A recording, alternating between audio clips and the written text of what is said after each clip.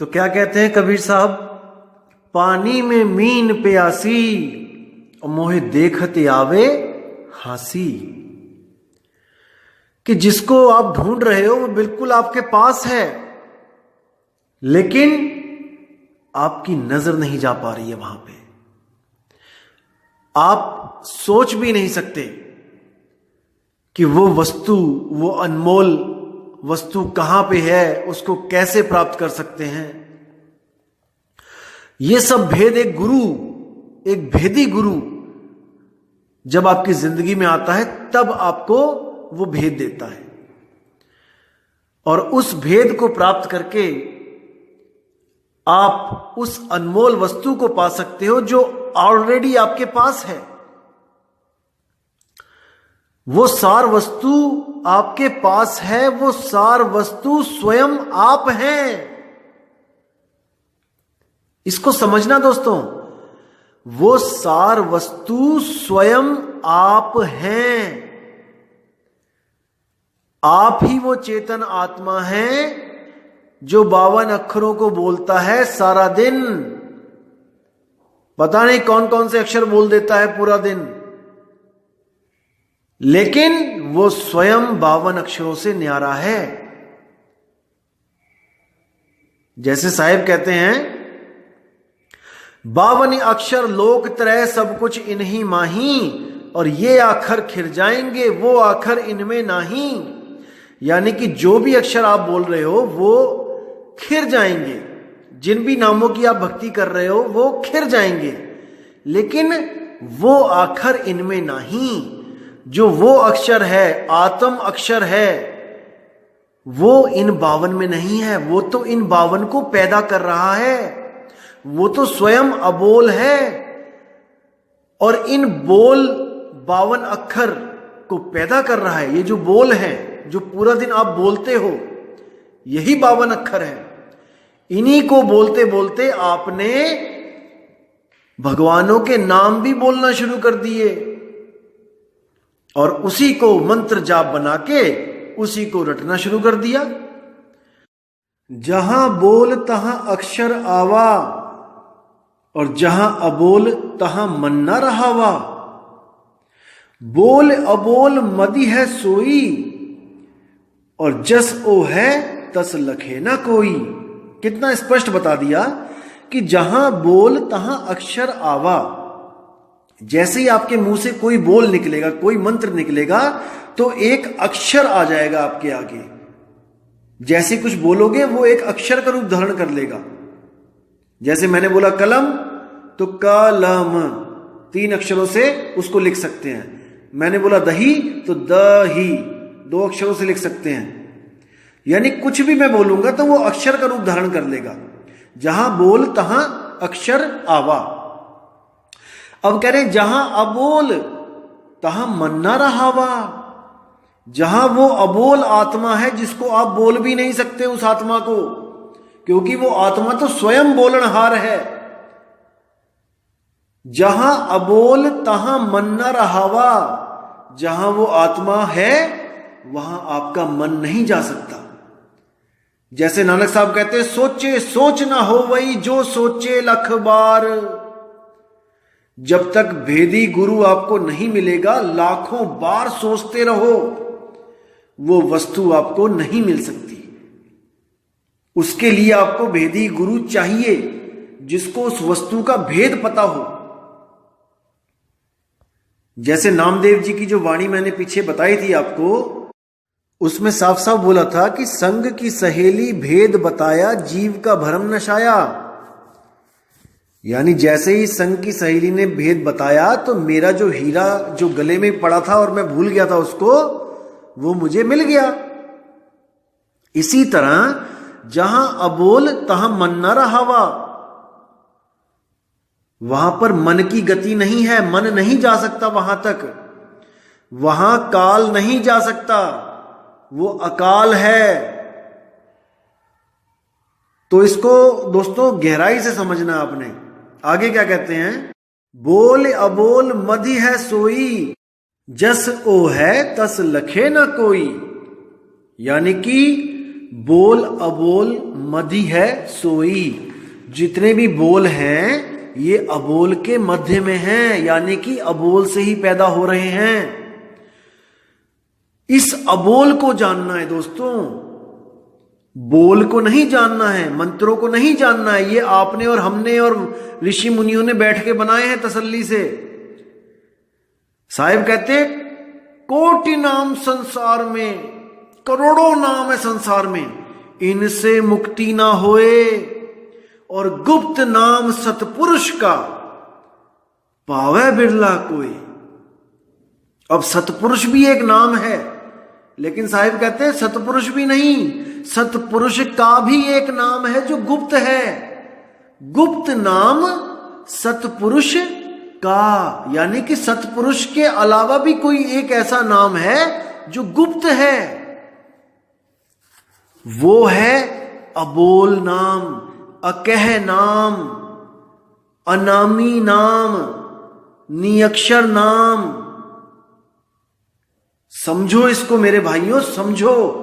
अभी नहीं समझे तो कभी नहीं समझ पाओगे। वही अनामी नाम, अकह नाम इस आत्मा को बोलते हैं। इस आत्मा का कोई नाम नहीं है। जितने भी नाम हैं शरीरों के नाम हैं, लेकिन ये आत्मा नामों से परे है। तो आगे क्या बोलते हैं? आत्म ज्ञान बिना नर भटके, कभी मथुरा कभी काशी। इस भजन में बोला है आत्म ज्ञान बिना सब झूठा, क्या काबा क्या काशी। मतलब एक ही है दोनों का, कि आत्म ज्ञान के अलावा अगर आपको कोई भी ज्ञान बताया जा रहा है दोस्तों, वो झूठ है, उसको त्याग दो।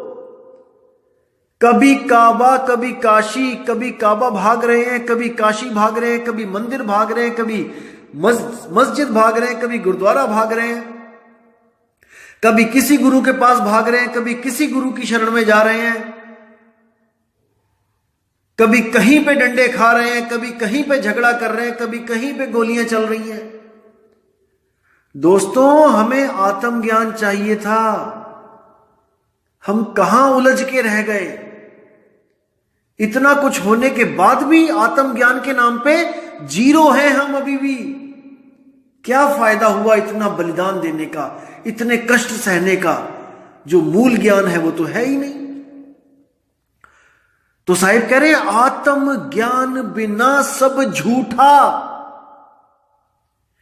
क्या काबा क्या काशी। मेरे भाई वो गुरु धारण कर ले जो तुझे आत्म ज्ञान करवा दे, क्योंकि आत्मा ही वो शब्द है जो समय से पार है। समय उसका कुछ नहीं बिगाड़ सकता।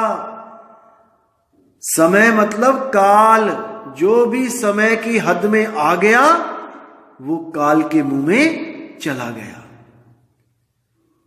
इसीलिए कहा जाता है जब तक ना चीन्होगे आत्म तब तक ना मिली है परमात्म। जब तक तुम अपनी आत्मा को नहीं चीन्होगे, तुम्हें यह ज्ञान नहीं होगा कि मैं एक आत्मा हूं, मैं आत्मदेव हूं, मेरी जन्म और मेरी मृत्यु नहीं होती, मैं जन्म मरण से न्यारा हूं, लेकिन मैं भूल के कारण इस दुनिया में आया और जन्म मरण के चक्कर में पड़ गया। इसको समझो मेरे भाइयों, यही मूल ज्ञान है। घर में धरी वस्तु नहीं सूझे। कितनी प्यारी, कितनी गहरी बात है यहां पे। देखो कितना क्लियर कर दिया साहिब ने, बात ही खत्म कर दी। अब कई लोग कहते हैं जो वस्तु मेरे पास है वो पूरे ब्रह्मांड में नहीं है। देखो उन अज्ञानियों को क्या बोल रहे हैं साहिब, घर में धरी वस्तु नहीं सूझे, बाहर ढूंढन जासी। घर में वस्तु पड़ी हुई है, लेकिन हमें खबर ही नहीं है, पता नहीं कहां कहां भटक रहे हैं हम, और ऐसे ऐसे गुरुओं के चक्कर में पड़ रहे हैं जो वो सार वस्तु हमारे कान में डाल रहे हैं। देखो कितनी बड़ी हमारी फूटी किस्मत है जो ऐसे ऐसे संत पड़े हैं यहां पे, जो हमारी वस्तु जो हमारे घर में पड़ी है वो नहीं लखा सकते क्योंकि उनको भेद ही नहीं पता है, और भरमाने के लिए हमारे सिर पे हाथ रख के कान में वस्तु डाल रहे हैं। देखो कितनी बड़ी दुविधा है, कितने फूटे भाग हैं उन जीवों के जो ऐसे ऐसे गुरुओं की शरण में बैठे हैं और सोच रहे हैं कि हमारे गुरु के पास वो वस्तु है जो पूरे ब्रह्मांड में नहीं है। अंत समय में उन हंसों के साथ जो होगा दोस्तों, उसको सोच के रूह कांप जाती है। वो सहज अवस्था में प्राण नहीं त्याग पाएंगे क्योंकि उनको वस्तु का पता ही नहीं है। जब वो वस्तु मिलती है दोस्तों, तो आप निर्भय पद को प्राप्त हो जाते हो और आप अपने शरीर को ऐसे उतार के रख देते हो जैसे हम आम जिंदगी में कपड़े उतार के साइड रख देते हैं। ऐसे अपने शरीर को आप मौत के वक्त उतार के साइड रख दोगे। आंखें खुली होंगी और सुरती मालिक के साथ जुड़ी होगी, सुरती अपने स्वरूप के साथ जुड़ी होगी। अब क्या करना है फिर? बस सहजता के साथ इस शरीर को उतार के साइड में रख देना है। जब मौत आएगी, इसको बड़ी सहजता से इसको छोड़ना है। जैसे हम कपड़े आराम से उतारते हैं और आराम से साइड में रख देते हैं, ऐसे ही आराम से बैठे बैठे और अपने स्वरूप को प्राप्त हो जाना है। मोक्ष, मुक्ति, कुछ नहीं करना। अरे ना कहीं जाना ना कहीं आना, आपे में आप समाना हो। ये मूल ज्ञान है कबीर साहब का, इसको समझो मेरे भाइयों। आगे क्या कहते हैं? अब कहते हैं मृग के नाभि माह कस्तूरी। वाह, कि मृग की नाभि में ही कस्तूरी है, पर बन बन खोजत जासी। बिना भेद के खोजता फिर रहा है, भटक रहा है, लेकिन वस्तु पास होते हुए भी बहुत दूर है। इसलिए कहते हैं कि जब भेदी गुरु मिल जाएगा तो पल में वो वस्तु मिल जाएगी। अरे कोटि जन्म का पंथ था, पल में दिया पहुंचाए। अरे सतगुरु बड़े दयाल हैं, भेद दिया बतलाए। वाह, साहिब कहते हैं सतगुरु बड़े दयाल हैं, ऐसा दयाल और कोई नहीं है जो आपको भेद बता देते हैं आप पर दया करके।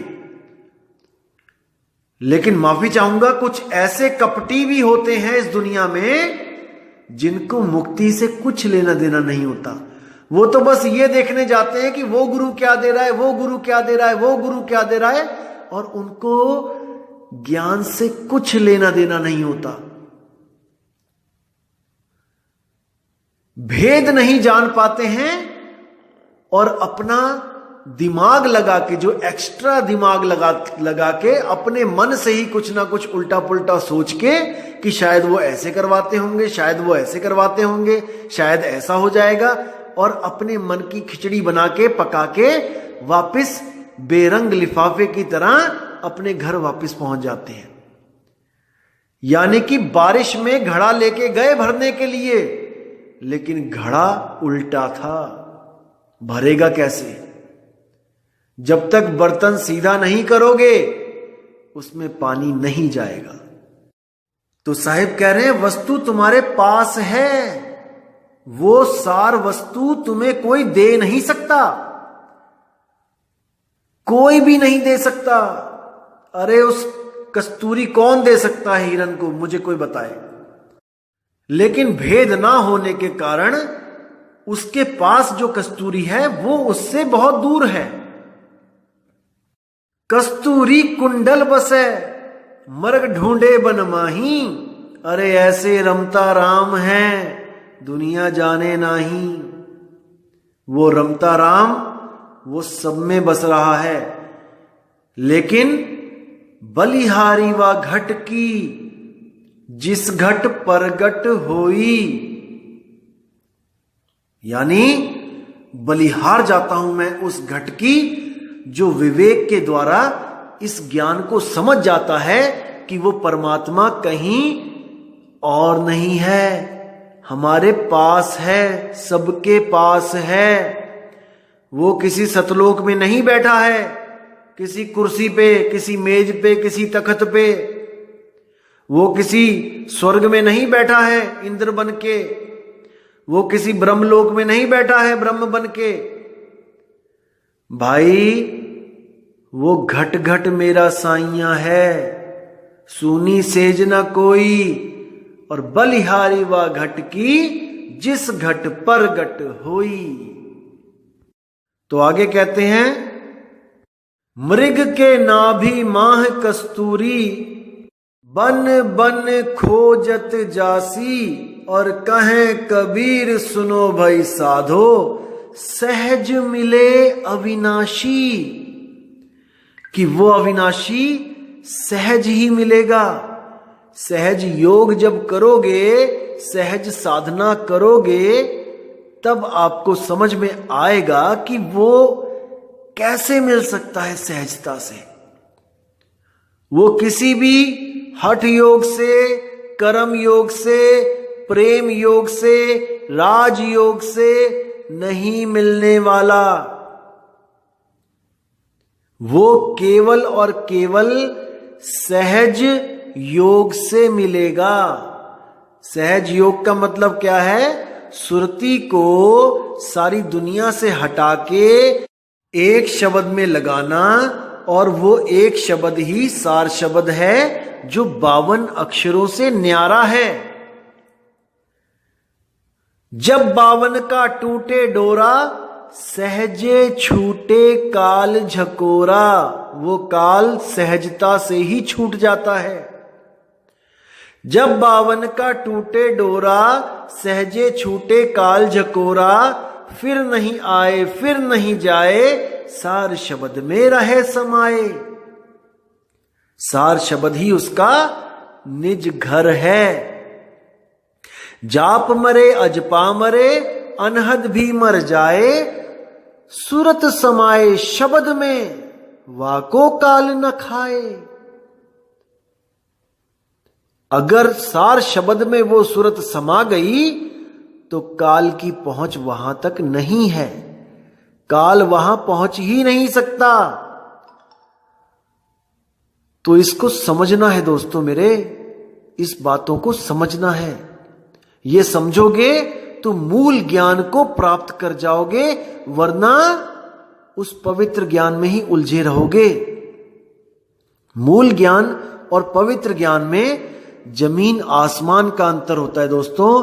पवित्र ज्ञान बच्चों के लिए बनाया गया है, जो अभी भक्ति की ABCD नहीं जानते हैं, उनके लिए बनाया गया है, ताकि उनका ब्रह्मा विष्णु महेश, शेरावाली माता और उसके जो पति काल हैं, जिसको हम कहते हैं मन और माया।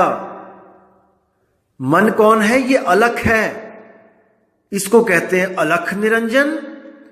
और माया कौन है? वो आदि माया, महामाई, शेरावाली अष्टांगी।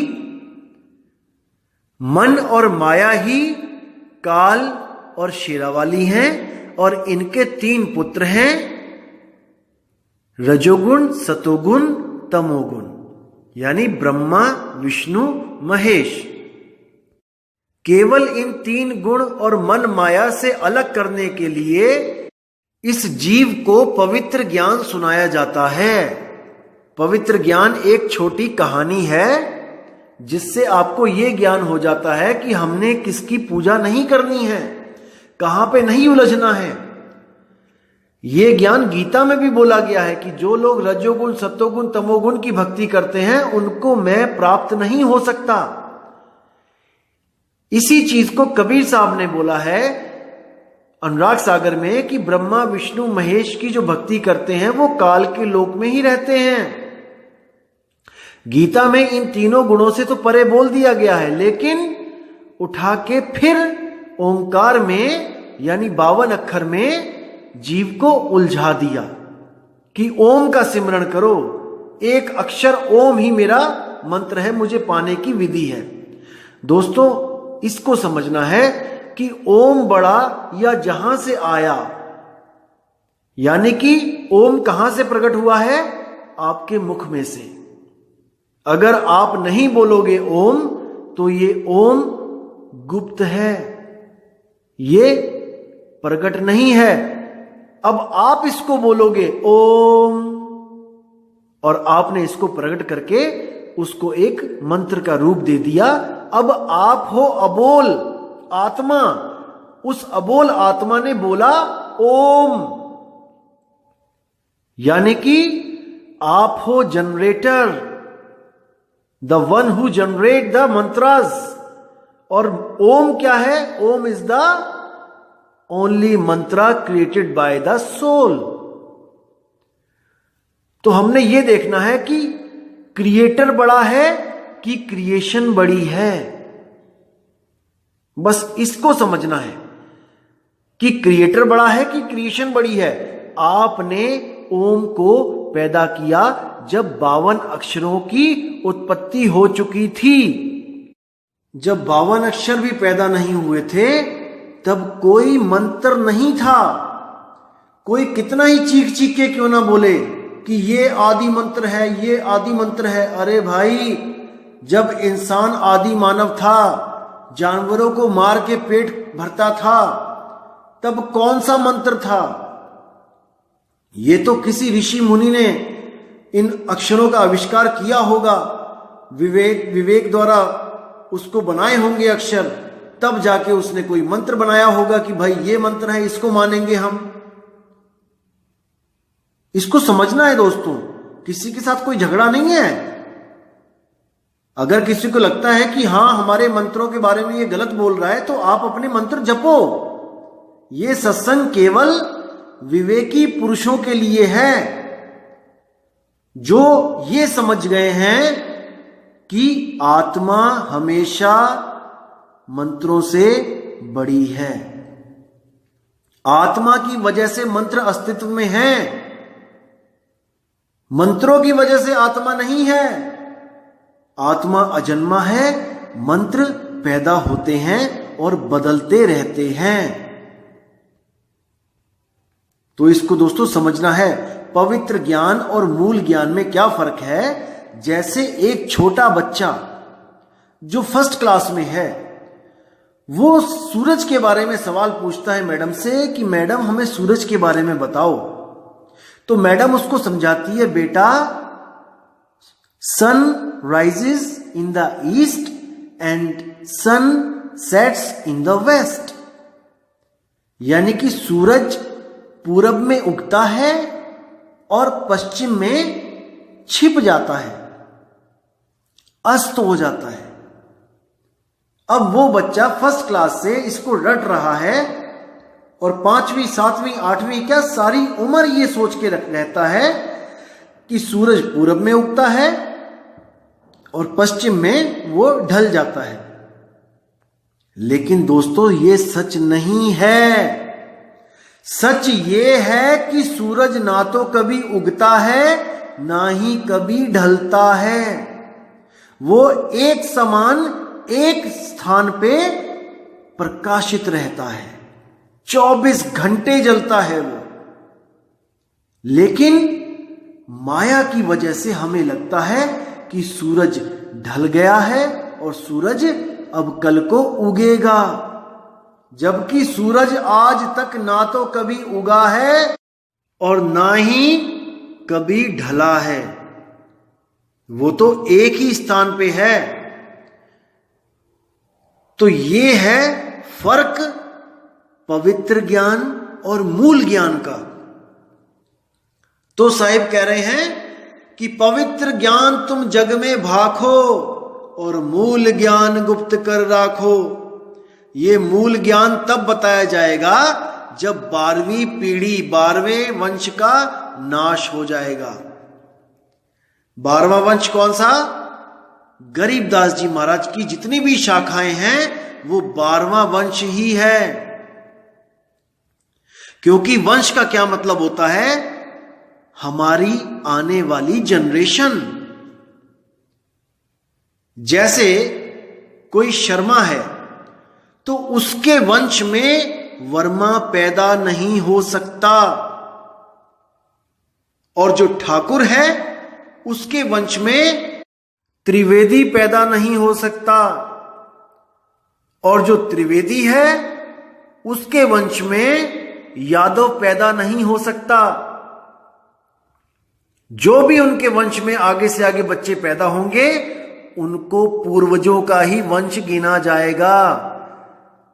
प्रथम वंश में द्वितीय वंश नहीं पैदा हो सकता, द्वितीय वंश में तृतीय वंश पैदा नहीं हो सकता। इसी तरह 12वें वंश में जो भी आ गया, जिसके पास गरीबदास जी की फोटो लग गई, जिसके आश्रम में, वो 12.1, 12.2, 12.3 तो कहला सकते हैं, लेकिन 13 नहीं, क्योंकि 13वां वंश 12 से सर्वथा अलग भिन्न होगा, क्योंकि पूर्वज ही चेंज हो जाएगा।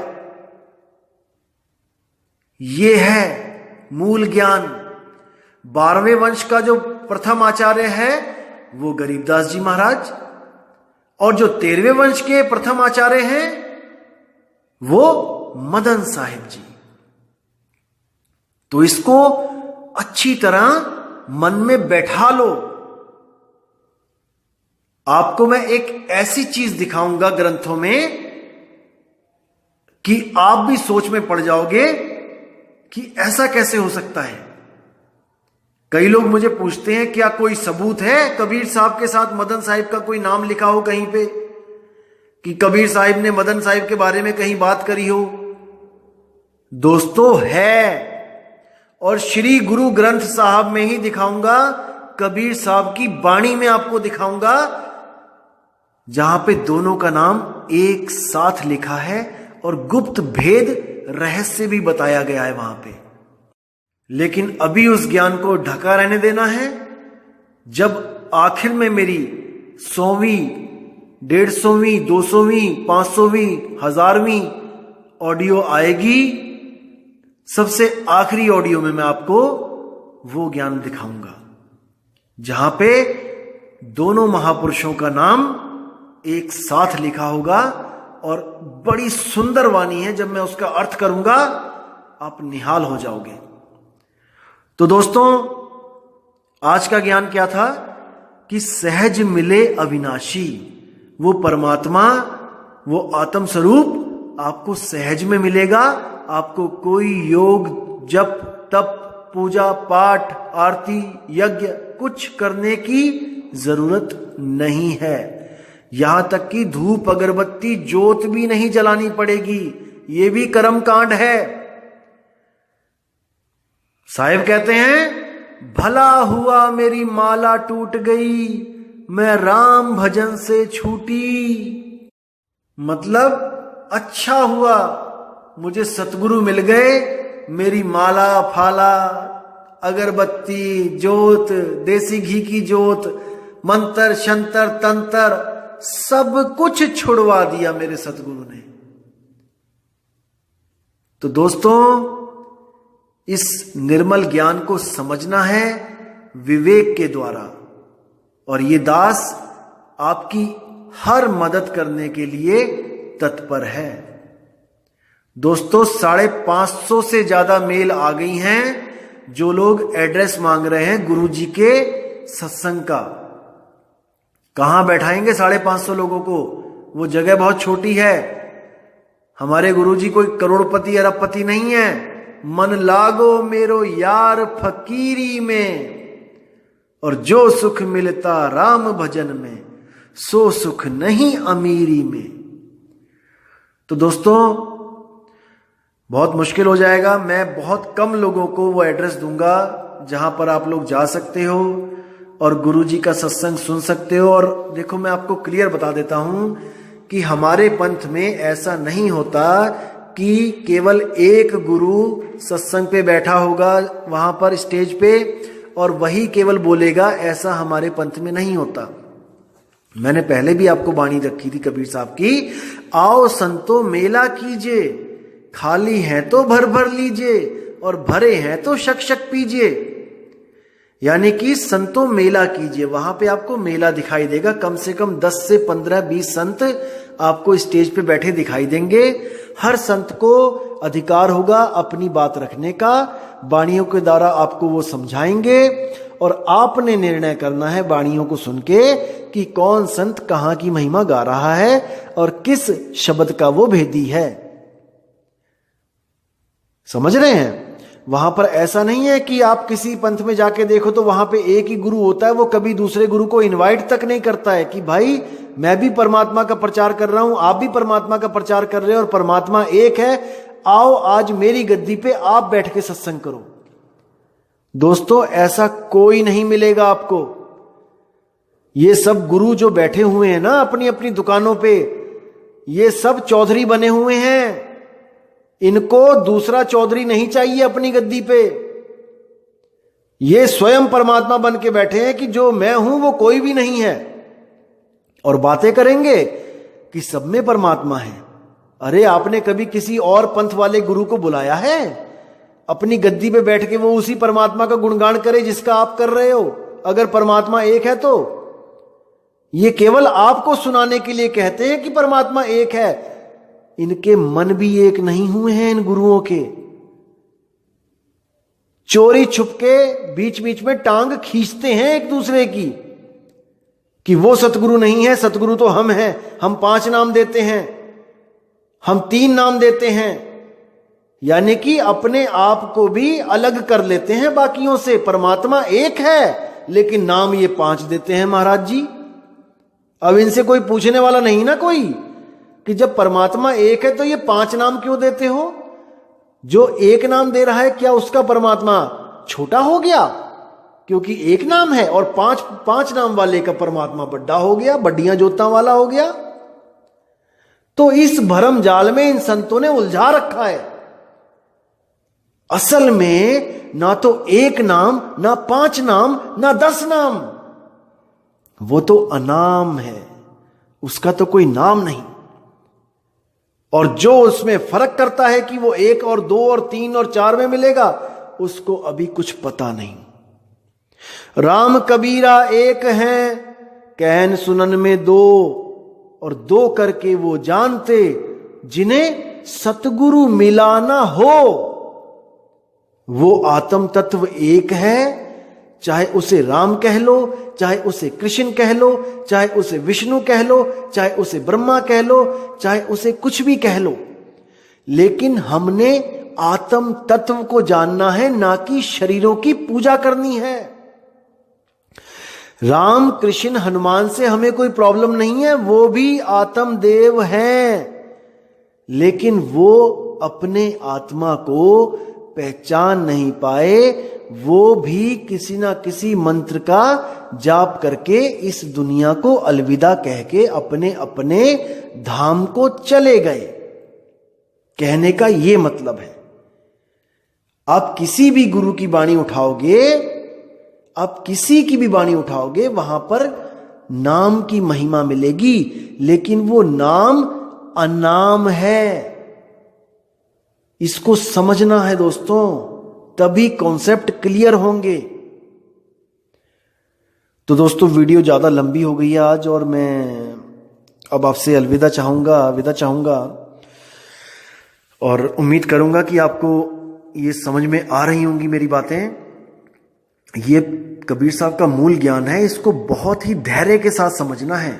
मैं 5 दिन में भी अगर कोई ऑडियो डालता हूं तो आप फिक्र मत करें, मैं कहीं जा नहीं रहा हूं, आपकी सेवा में मैं तत्पर हूं, लगा हुआ हूं, विवेक जगाने में लगा हुआ हूं।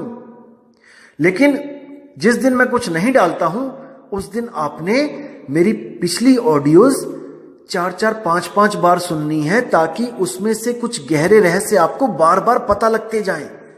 मैं अभी कमेंट चेक कर रहा था, एक भाई ने मुझे क्या बोला कि सॉरी भैया, मैंने आपसे जो पीछे सवाल पूछा था, ये वीडियो मैंने दोबारा जब सुनी तो मेरा वो सवाल कॉन्सेप्ट क्लियर हो गया। तो दोस्तों, आपके सारे कॉन्सेप्ट क्लियर होंगे, एक बार नहीं सुनना है इसको आपने बार बार सुनना है।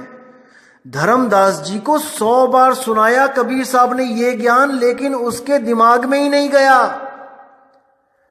इसलिए कबीर साहब ने अनुराग सागर की एक कहानी बना के उसको समझाने की कोशिश करी, और उसके बाद उसको शब्द का भेद दिया और उसको सिमरन से जोड़ दिया, ताकि वो अपने स्वरूप को याद कर सके। लेकिन मैं आपको सुना रहा हूं ये मूल ज्ञान, इसको आपने बार बार सुनना है, बार बार समझना है दोस्तों, क्योंकि धर्मदास तो अटल हो गया था कबीर साहब पे कि जो आप कहोगे, जैसा आप कहोगे मैं मानूंगा।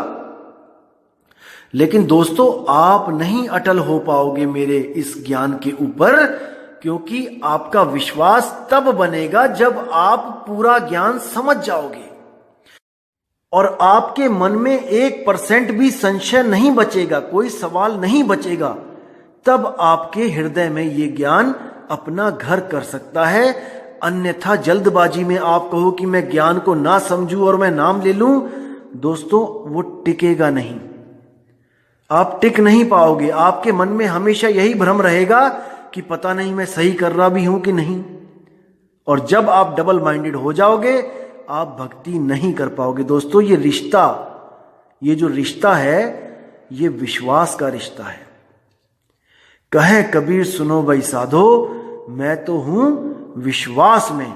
जिस दिन आपके मन को ये विश्वास हो गया, आपकी आत्मा को ये विश्वास हो गया कि वो 52 अक्षर से मिलेगा ही नहीं, दोस्तों फिर वो दूर भी नहीं है, फिर वो कोई दूर नहीं है घट में पर दूर बतावे दूर की बात निरासी। कहे कबीर सुनो भाई संतों, सहज मिले अविनाशी। वो सहज में मिलेगा, और जब वो मिलेगा तो सारे भ्रम खत्म हो जाएंगे। तो दोस्तों, अब आपसे मैं विदा चाहूंगा और मैं मालिक से दुआ करूंगा कि वो आपको इतना विवेक दे, इतना विवेक दे कि आप मुझे भी पीछे छोड़ जाओ। जरूर आएगा वो दिन जब आप मुझसे भी ज्यादा विवेकी हो जाओगे। तो इसी उम्मीद के साथ मैं आपसे विदा चाहूंगा मेरे दोस्तों, मेरे भाइयों, मेरे मालिक के हंसों। जय गुरुबंदी छोड़ वैराग साहिब जी, जय गुरुबंदी छोड़ मदन साहिब जी, जय जय गुरुबंदी छोड़ सतगुरु सत्य कबीर साहिब जी की सदा ही जय हो। साहिब बंदगी सतनाम।